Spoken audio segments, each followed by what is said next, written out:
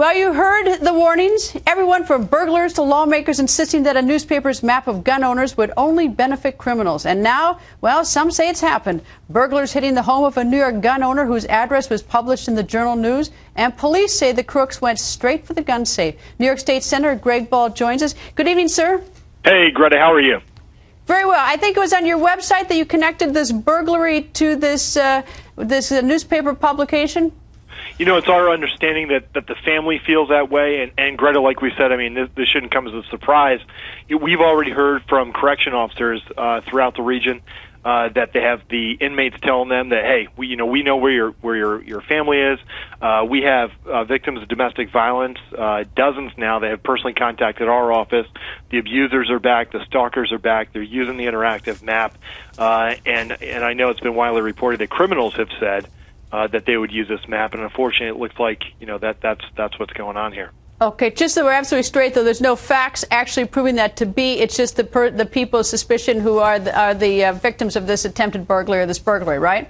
Absolutely, Greta. There's an ongoing investigation, but tomorrow, several thousand law enforcement personnel are coming together that represent tens of thousands of law enforcement personnel throughout the state to make it absolutely clear to the Journal News that if a single hair is harmed on the head of any of their personnel or their families, that they're going to hold the Journal News personally responsible.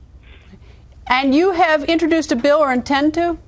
I have three pieces of legislation, Greta, that have been introduced, and actually the governor, as part of this overall gun control package, it looks like my most comprehensive piece of legislation has been consumed or subsumed within that larger piece of legislation that's going to pen tonight.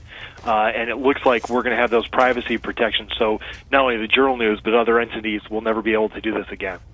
How fast can you move this through the legislative process? This may be done by 1 or 2 o'clock in the morning tomorrow. With the president's signature? Not the president, the governor? Yeah, he's not president yet. We got to fight him along the way. I know he wants to be. But it should have it's going to have the governor's support because it's part of an overall gun grab that the governor's doing. These are one of the good things that are actually in the piece of legislation that overall a lot of Second Amendment advocates are upset about. But thank God, at least this privacy protection will be state law statewide.